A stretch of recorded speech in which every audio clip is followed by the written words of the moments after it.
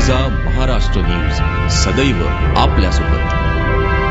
हे आहे गोवंडी रेल्वे स्थानकातील दृश्य। पादचारी पूल असूनही तो वापरण्याची तसदी येथे कोणीच घेताना दिसत नाही। लहान मुलांना घेऊन त्यांचे पालक, महाविद्यालयीन विद्यार्थी आणि वृद्ध सुद्धा हा रेल्वे ट्रॅक ओलांडणं सोयीस्कर मानतात। रेल्वे रूळ ओलांडताना झालेले भीषण अपघात माहीत असूनही लोक हा धोका पत्करतायत। कारण आहे या फलाटांवरची अस्वच्छता। गेले कित्येक महिने या फलाटांची स्वच्छता करण्यात आलेली नाही। ज्या ठिकाणी हा पूल फलाटावर उतरतो तेथे कचऱ्याचा ढीग आणि दुर्गंधीमुळे लोक येथून ये-जा करणं टाळतात। या फलाटावर असणाऱ्या प्रसाधन गृहाची अवस्था तर त्याहून बिकट। पावसात अनेक साथींचे आजार पसरतात हे माहीत असूनही गोवंडी रेल्वे स्थानकातील स्टेशन मास्टरला गोवंडी स्थानकाची अवस्था अजूनही दिसत नाही का? अस्मिता सदामस्त, गर्जा महाराष्ट्र न्यूज, गोवंडी। ज्येष्ठ काँग्रेस नेते कैलासवासी लोकसेवक मधुकरराव चौधरी यांच्या पुतळ्याचे अनावरण राज्याचे मुख्यमंत्री पृथ्वीराज चव्हाण यांच्या हस्ते कैलासवासी लोकसेवक Madhukarrao Chaudhari college of pharmacy Faizpur च्या आवारात करण्यात आले। क्रीडा संकुलाचा कोनशिलेचे उद्घाटन माजी केंद्रीय गृहमंत्री सुशील कुमार शिंदे यांच्या हस्ते करण्यात आले। यावेळी प्रदेशाध्यक्ष माणिकराव ठाकरे, महसूल मंत्री बाळासाहेब थोरात, कृषी राज्यमंत्री संजय सावकारे, आमदार शिरीष चौधरी व इतर पदाधिकारी मान्यवर उपस्थित होते। ज्येष्ठ काँग्रेस नेते कैलासवासी लोकसेवक मधुकरराव चौधरी यांच्या पुतळ्याचे अनावरण राज्याचे मुख्यमंत्री पृथ्वीराज चव्हाण यांच्या हस्ते कैलासवासी लोकसेवक Madhukarrao Chaudhari college of pharmacy Faizpur च्या आवारात करण्यात आले। क्रीडा संकुलाचा कोनशिलेचे उद्घाटन माजी केंद्रीय गृहमंत्री सुशील कुमार शिंदे यांच्या हस्ते करण्यात आले। यावेळी प्रदेशाध्यक्ष माणिकराव ठाकरे, महसूल मंत्री बाळासाहेब थोरात, कृषी राज्यमंत्री संजय सावकारे, आमदार शिरीष चौधरी व इतर पदाधिकारी मान्यवर उपस्थित होते। यावेळेस बोलताना प्रदेशाध्यक्ष माणिकराव ठाकरे म्हणाले, काँग्रेसने अनेक महत्त्वाचे निर्णय पारित करून गरिबांच्या आजारावर 1 लाख ते 2.5 लाख पर्यंतचा निधी मंजूर केला आहे।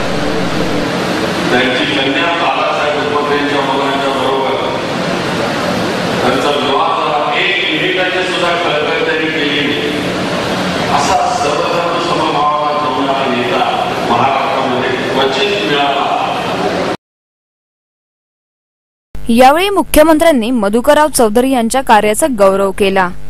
औद्योगिक उत्पादन, रोजगार, परकीय गुंतवणूक, शिक्षण सुविधा, सिंचन या सर्व बाबतीत महाराष्ट्र 1 नंबरवर आहे असे प्रतिपादन मुख्यमंत्र्यांनी केले। अपक्ष आमदार शिरीष चौधरी हे काँग्रेसचे सहयोगी आमदार आहेत, मात्र सहयोगी शब्द नको, फक्त आमदार हवाय असे म्हणत एकंदरीत अस्पष्टपणे विधानसभेसाठी शिरीष चौधरी यांचे नाव घोषित केले।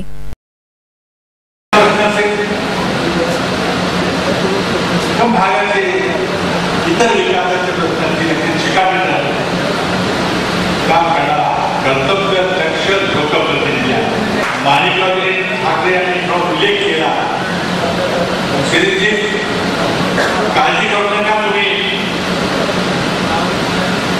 पक्षाचे सहयोगी आमदार म्हणून काम करताय, पण आता मला सहयोगी शक्य हा काढून टाकायचा आहे। आषाढी यात्रेमध्ये भाविकांची गर्दी असते। भाविकांना श्री विठ्ठलाचे 24 तास दर्शन मिळावे म्हणून नित्योपचार बंद करण्यात येतात।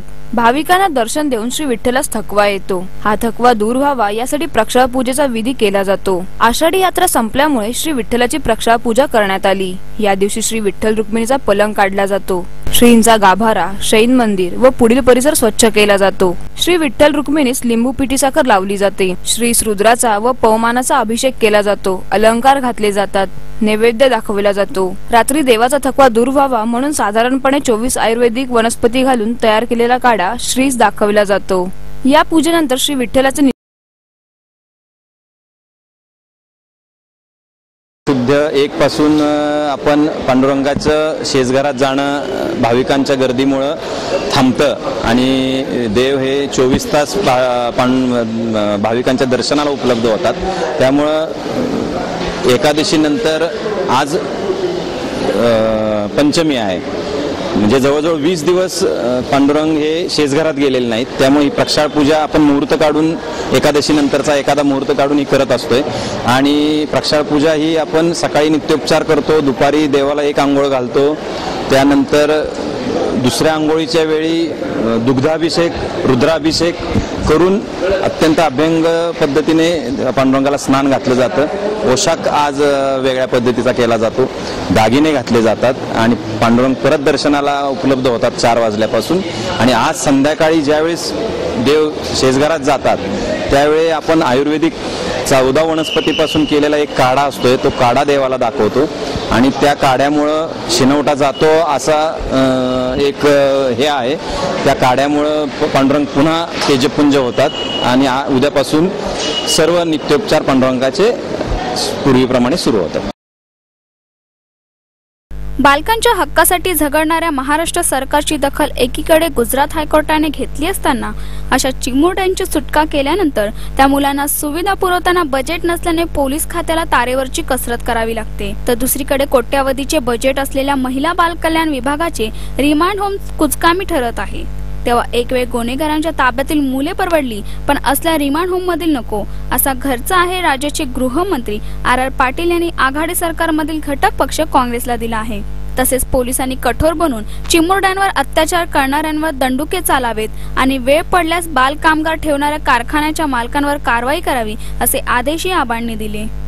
लहान मुलांवर होणाऱ्या अत्याचारांवर नियंत्रण ठेवण्यासाठी शासनाचे विविध विभाग, ठाणे पोलीस आणि सामाजिक संस्था यांच्या सहयोगाने ठाण्यात बाल संरक्षण कक्ष सुरू केला आहे. या उपक्रमाचे उद्घाटन गुरुवारी ठाण्याच्या गडकरी नाट्यगृहात गृहमंत्री आर पाटील यांच्या हस्ते अभिनव पद्धतीने रिमोटद्वारे झाले. यावेळी सिने अभिनेता सुनील शेट्टी, ठाण्याचे पोलीस आयुक्त विजय कांबळे, ठाणे महानगरपालिका आयुक्त असीम गुप्ता आणि विविध सामाजिक संस्थांचे प्रतिनिधी उपस्थित होते. त्याचबरोबर पोलिसांनी कठोर बाणा दाखवावा, किंबहुना लहान मुलांचा छळ करणाऱ्यांना दंडुके चालवावे. एक संदेश जाऊ द्या की बाल कामगार ठेवला तर पोलीस सोडत नाहीत, अशावेळी त्या कारखान्याच्या मालकालाच पकडा असे आदेश आबांनी दिले.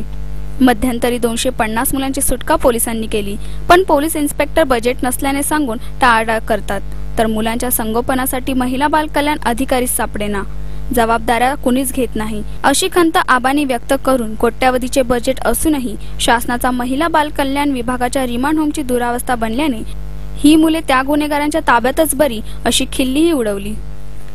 गुंतवणूक करणाऱ्या कंपन्यांच्या रजिस्ट्रेशन बाबतचे नियम व कड्यात बदल करण्याची गरज आहे आणि याबाबत आम्ही केंद्रीय सरकारशी बातचीत करणार आहोत, ज्यामुळे नाशिक केबीसी सारखे आर्थिक घोटाळे होणार नाहीत असे आर पाटील यांनी ठाण्यात सांगितले.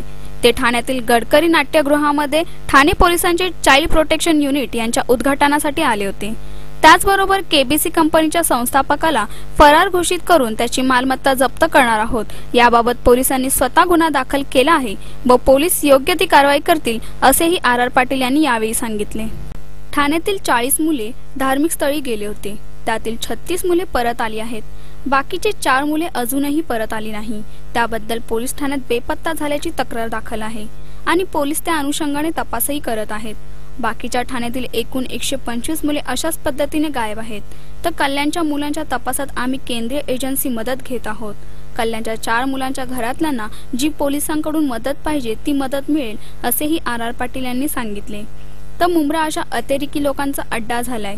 मुंब्र्यात पोलीस कारवाई करण्यास किंवा छापे मारण्यास घाबरते हे संजय राऊत यांचे भाष्य चुकीचे आहे.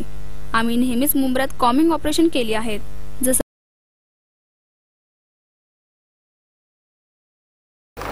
मी स्वतः बघितलंय, अनेक एनजीओजनी दाखवल्यामुळं असं उंच माळ्यावर चढायला जिना नाही, फक्त एका होल मधनं दोर सोडलेला, त्या दोरावरनं चढत मी वर गेलो. आता बाहेर कुठं दोर बांधला आणि चढ म्हणून सांगितलं तर मला इतकं वर जाता येणार नाही. पण त्यावेळी सगळ्यांच्या बरोबर मीही वर गेलो. 5-6 वर्षाची लहान लहान मुलं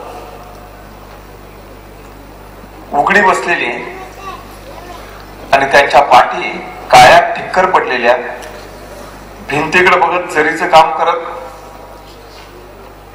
त्यांच्या डोळ्यातल्या भावना बघितल्यानंतर, त्यांच्या चेहऱ्याकडे बघितल्यानंतर समाजामध्ये जसा चांगुलपणा आहे तशी किती अमानुषता आहे याचीही प्रचिती आली. पाठी काळ्या पडल्या होत्या, त्यांच्याकडून काम घेणारा माणूस छडीने मारून मारून त्यांना कंटाळायचा, मारायचा त्रास नको म्हणून मुलं जर झोपायला लागली तर उदबत्तीने पाठीवर चटके द्यायचे. कुठून आणलेली ही गरिबांची मुलं, मी हेही बघितलंय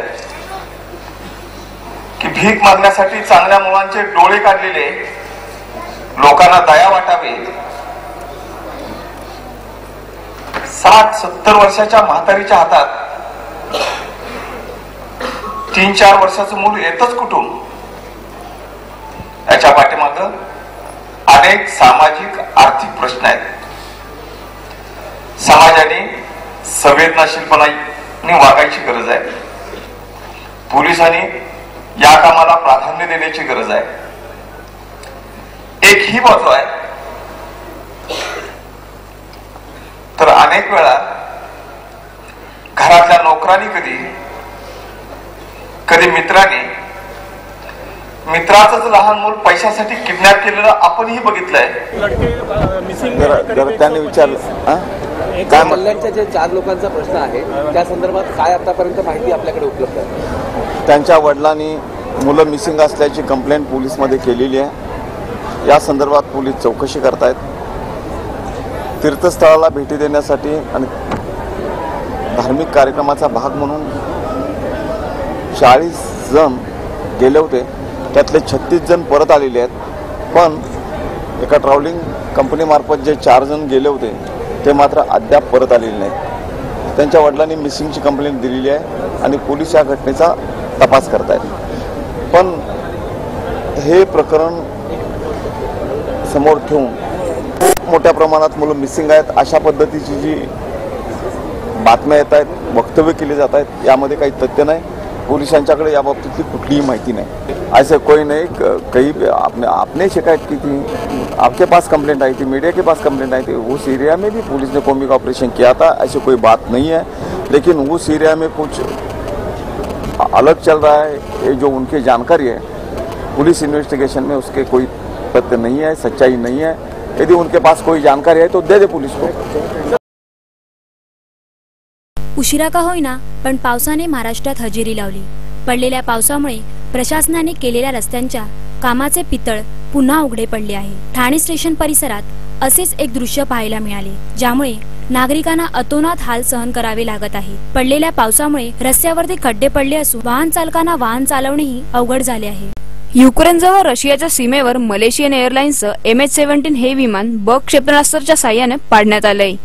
या विमानातील सर्व 295 प्रवाशांचा मृत्यू झालाय. एम्स्टरडॅमहून कलालपूर येथे जाणारं हे बोईंग विमान रशियामध्ये प्रवेश करण्यापूर्वी 50 मैलांवर कोसळलंय. युक्रेन आणि रशियामध्ये सुरू असलेल्या संघर्षामुळे हे विमान मिसाईलने पाडण्यात आलंय, असा दावा रॉयटर्सने केलाय. युक्रेनच्या प्रधानमंत्र्यांनी या अपघाताच्या चौकशीचे आदेश दिलेत. हे क्षेपणास्त्र युक्रेन सरकारने डागल्याचा आरोप बंडखोरांचा नेता अलेक्झांडर बोर्डोवने केलाय. तर युक्रेनचे अध्यक्ष पेट्रो पोरोशेन्को यांनी हा आरोप फेटाळलाय. या घटनेनंतर एअर इंडियासह जगभरातल्या प्रमुख विमानसेवांनी आपली विमान युक्रेनच्या हवाई हद्दीवरून न पाठवण्याचा निर्णय घेतलाय. अमेरिकेचे अध्यक्ष बराक ओबामा यांनीही या प्रकरणी रशियाचे अध्यक्ष व्लादिमीर पुतिन यांच्याशी दूरध्वनीवरून चर्चा केली आहे. राज्याचे मुख्यमंत्री पृथ्वीराज चव्हाण यांचे अनेक रूप आपण पाहिलेले आहे, मात्र आज ते जळगाव जिल्ह्यातील लोहरा गावातील आश्रमशाळेत चक्क गुरुजी झाले. साहेबांच्या शिकवणीने सगळे आदिवासी विद्यार्थी आनंदित झाले. मुख्यमंत्र्यांनी भारतीय संविधानाची शपथ इंग्रजीमधून विद्यार्थ्यांकडून वदवून घेतली. यावेळी हा ऐतिहासिक नजारा पाहण्यासाठी त्यांच्यासोबत उपस्थित होते देशाचे माजी गृहमंत्री सुशील कुमार शिंदे आणि महसूल मंत्री बाळासाहेब थोरात व माणिकराव ठाकरे. तर चला बघूया चव्हाण गुरुजींची अनोखी शाळा. Justice, social, economic and political.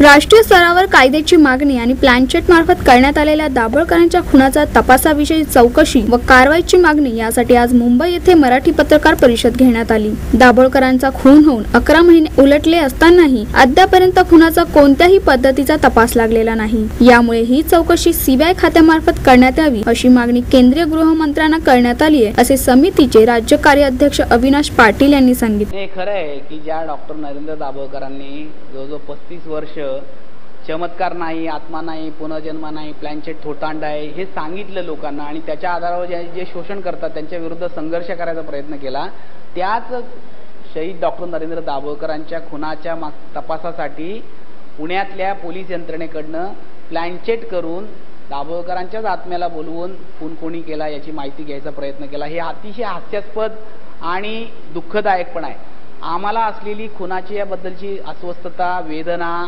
दुःख या जखमेवर मीठ चोरण्याचा हा प्रकार आहे। म्हणून महाराष्ट्रात पुरोगामी म्हणणाऱ्या महाराष्ट्रामध्ये पोलीस यंत्रणेच्या विश्वासार्हतेचा प्रश्न निर्माण झाला आहे। यासाठी पोलीस यंत्रणेला जबाबदार, संबंधित लोकांना जबाबदार धरलं गेलं पाहिजे, त्याची चौकशी केली पाहिजे, त्याच्या संदर्भात संबंधितांवर गुन्हा दाखल केला पाहिजे अशी मागणी आम्ही महाराष्ट्राच्या पोलीस महासंचालकांकडे, पुण्याच्या क्राईम जे कमिशनर आहेत त्यांच्याकडे केलेली आहे आणि याबद्दलचा तक्रार अर्ज आम्ही दौंडच्या पोलीस स्टेशनला दिलेला आहे। त्यामुळे जादूटोणाविरोधी कायद्याच्या अंतर्गत त्या पोलीस स्टेशनचे जे PI आहेत, पोलीस इन्स्पेक्टर आहेत, ते दक्षता अधिकारी म्हणून या संदर्भातली चौकशी करून गुन्हा दाखल करू शकतात। अपेक्षा आहे की कुठलाही राजकीय हस्तक्षेप न होता या घटनेच्या संदर्भात चौकशी व्हावी आणि गुन्हा दाखल केला जावा। दाभोळकरांच्या हत्येनंतर लगेच वटहुकूमाचा आदेश देण्यात आला, बरोबर, तर त्याच्या अंतर्गत असे किती गुन्हे आता तुमच्या निदर्शनास आले की ज्याच्यानी नोंद झालेली आहे आणि किती जणांना फायदा झालेला आहे? हो, डॉक्टर नरेंद्र दाभोळकरांचा 20 ऑगस्ट 2013ला खून झाल्यानंतर 22 ऑगस्टला महाराष्ट्राच्या मंत्रिमंडळाने याचा वटहुकूम पारित केला। 26 ऑगस्टला तो राज्यपालांच्या सहीने लागू झाला आणि 26 ऑगस्टपासून ते 20 डिसेंबरपर्यंत म्हणजे 20 डिसेंबरला विधिमंडळाच्या अधिवेशनात विधानसभा आधी नंतर विधान परिषदेमध्ये हा बहुमताने कायदा पारित झाला। म्हणजे 20 डिसेंबरपर्यंत नंतर देखील याच्याबद्दल काही गुन्हे दाखल झाले। आत्तापर्यंत 75 पेक्षा जास्त गुन्हे जादूटोणाविरोधी कायद्याअंतर्गत दाखल झाले आहेत। यामध्ये नरबळीच्या प्रकाराच्या विरोधात गुन्हा आहे, पैशाचा पाऊस पाडण्याच्या प्रकारात गुन्हा आहे, स्त्रियांचं लैंगिक शोषण करण्याच्या विरोधात आहे, पुत्रप्राप्तीसाठी काही अघोरी प्रकार करायला लावण्याच्या विरोधात गुन्हा दाखल आहे किंवा करणी केलं, चेटूक केलं या स्वरूपाचे गुन्हे आहेत। त्यामुळे यातनं अंधश्रद्धेमुळे जी दैवी दहशतवाद सामान्य गरीब कष्टकरी महिला वर्गामध्ये पोचवला जातो याच्या विरोधात आपली फसवणूक झाल्यानंतर याच्या विरोधात आपण बोलू शकतो, आपण तक्रार दाखल करू शकतो, त्यातनं आपली फसवणूक केलेल्या, शोषण केलेल्या माणसाला शिक्षा होऊ शकते। याबद्दलचा एक आशावाद महाराष्ट्रामध्ये पोचायचा प्रयत्न केला गेला।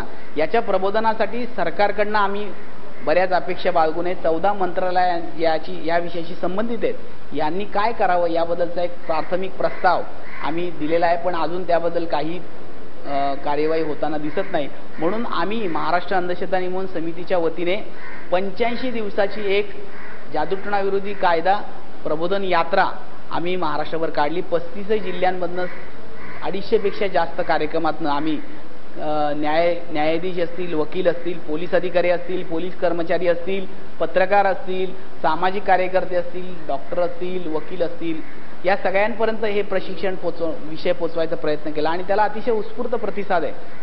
त्यामुळे दररोज किमान एक तरी तक्रार या स्वरूपाच्या अंधश्रद्धेतनं होणाऱ्या फसवणूक, अघोरी अमानुष अनिष्ट प्रथांच्या प्रकारातनं होणाऱ्या फसवणुकीच्या विरोधात आमच्याकडे केली जाते आणि त्यांना मदत मार्गदर्शन करायचं काम आम्ही करत असतो। ठीक आहे। महाराष्ट्र न्यूज सदैव आपल्यासोबत।